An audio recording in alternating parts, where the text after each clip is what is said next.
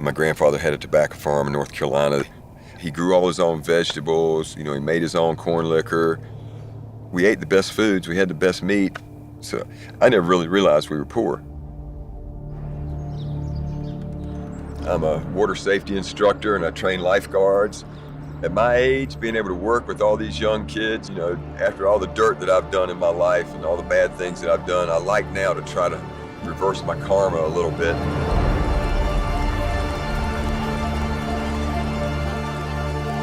In Fairfax, Virginia, that's where I started my career as a drug dealer.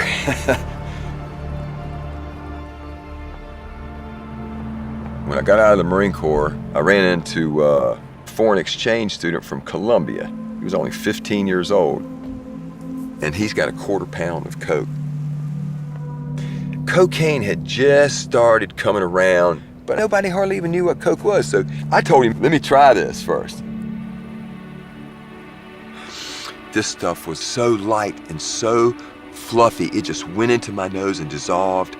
The taste, when it went down my throat, was like pure ether. No burn, just a light numbing. I mean, it gave me a feeling of euphoria like nothing I'd ever done before. And before I knew it, I was selling about 100 kilos a year. My partner, Ronnie, ended up flipping on me, and they convicted me for importing and distributing $25 million worth of cocaine in the metropolitan area. It's 1974. I was 24 years old. In the end, I did 23 years in prison behind bars.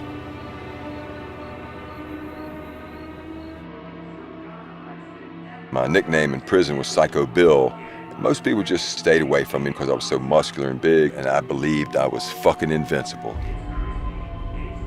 All I did was knocking people out, escaping, and just adding on to my time. I learned that in order not to get got, you needed to be beefed up and strong enough mentally and physically to survive and to live. If you were threatening me, I would knock you out with one punch, right in front of God. I don't give a fuck.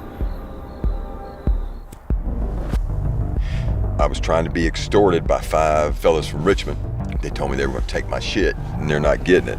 5 of them came, and they came with little kitchen knives. I figured when they jumped on me, I'm dead, but I'm gonna take some of them punk motherfuckers with me. So I went to one of my buddies that worked in a machine shop and had him make me 2 big-ass butcher knives. Took magazines, duct taped them knives to my hands, wrapped them around my legs, wrapped them around my body, so I pretty much had body armor on. When I saw him come up the stairway to the 4th floor, I jumped right down the middle of them and said, "Let's dance, motherfuckers." And they looked at me like I was a demon and ran.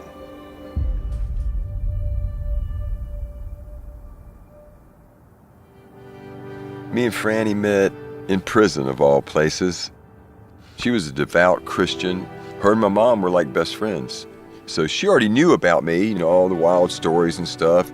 So my mom brings this nice little church-going Fran down to prison to see me.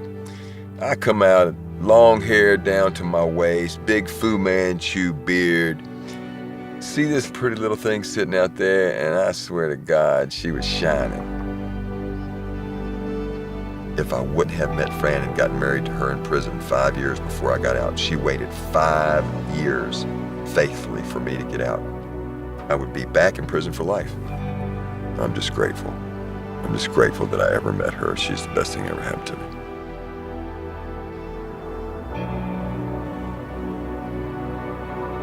I've been asked before, if you had it to do all over again, would you do it like you did it? And I said, yeah, I wouldn't change a thing, man. Because if I did anything different, I wouldn't be who I am today, and I'm really happy. And everyone that I'm around now, I can be a mentor to some of these young men. And that's how I feel, more than spending those years in prison to repay a debt to society that I believe is full of shit. Now that I do realize I did do harm. The drugs that I sold did do harm. And I regret that. But I would never change a bit of it because I like who I am. I'm the best possible me that I can be.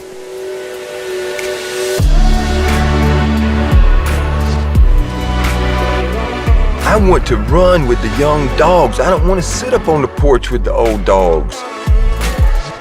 I've got this old, almost 70-year-old body, but I've got this mind of a young man, and I can still run with them. You know, how can you not be the best you when you have that going on in your life? To glean joy from everything I see instead of misery and moaning and groaning. And I love every day that I'm alive and above ground. I'm grateful for it. I'm gonna die with my motherfucking boots on.